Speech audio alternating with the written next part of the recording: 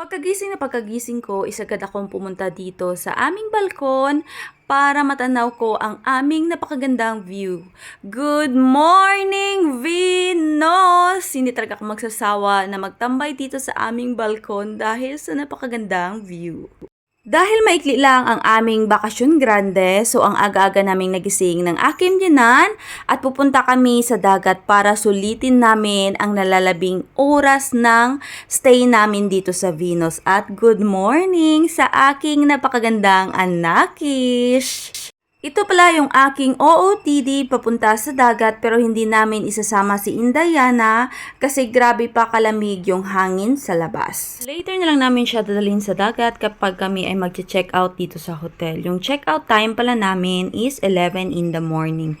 Paglabas na paglabas dito sa may elevator is meron silang pasalamin. That's the good thing kasi bago ka lumabas dito sa hotel is makapag-ayos ka muna ulit ng sarili mo doon sa may salamin.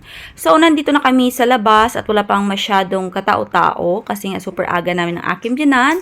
At tingnan nyo naman ang napaka-beautiful na mga roses sa may gilid ng hotel. Dahil coffee is life kami ng aking biyanan every morning, kaya naghapit kami di anay sa isa ka coffee machine nga malapit sa Ladoy Pash bago kami magkadto sa dagat. Dagat oh. Irish kulap eh.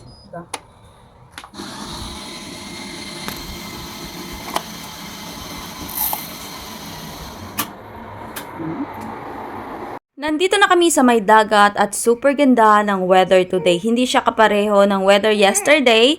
Naggrabe kalamig yung hangin. Today is super nice yung weather. Pero yung tubig is still malamig pa rin. Meron na ring mga tao na nagja-jogging at nagwa-walking sa gilid ng dagat.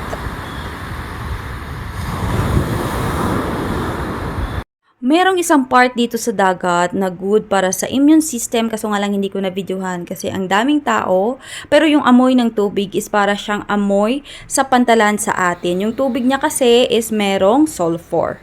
Kaya maraming mga lokal at tourist yung pumupunta sa area na yon para maghugas ng katawan. Super lakas pa rin ng alon at malamig pa rin yung tubig kaya instead na mag-swimming ako dyan sa dagat so tumayo lang muna ako and later pupunta ako sa may area ng dagat na medyo mainit yung tubig.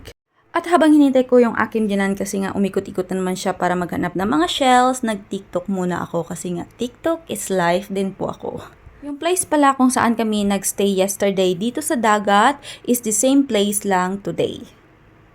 Punta ako dito sa may tubig na hindi malamig and this is good for immunity.